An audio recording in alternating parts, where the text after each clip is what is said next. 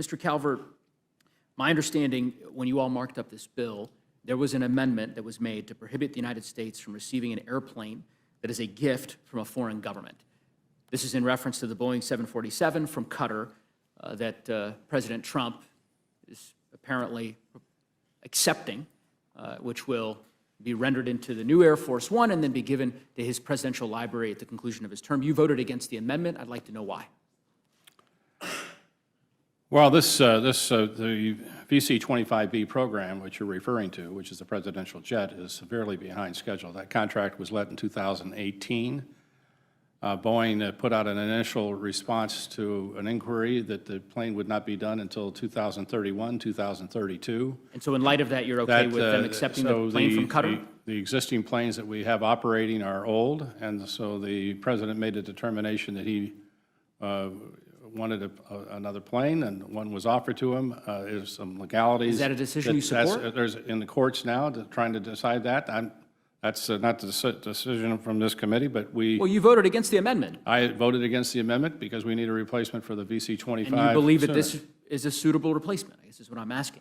Clearly, you voted against the amendment, so you I think there needs to be another plane. By the way, the discussion for a third airplane has been going on for many years, not just the years that I've been chairman of the Could you point me to the article about Qatar offering President Biden a plane last year? I guess I missed that. I don't know if that was the same. The plane was offered and received and is being reconditioned at this time.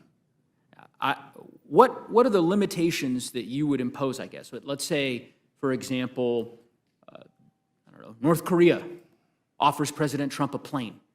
Would that offend your sensibilities? If there was an amendment offered specific to that, would that be enough for you to say, you know what, this is a bridge too far for me?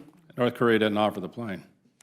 Oh, okay, so I'm glad. So we're making some progress here. So North Korea, if we made an amendment on that, we'd get your support. What other countries? Plus the fact we would never sell a Boeing aircraft to North Korea. What other countries would meet your test? I mean, apparently this is the idea, right? Is that essentially if President Trump says, I'm going to accept a plane from just about any country in the world, and I'm going to convert that into Air Force One, and my presidential library is going to keep it once I'm done with my term, that meets your approval, your seal of approval, or the approval of the majority of the Republicans on the House Appropriations Committee, with the exception of North Korea.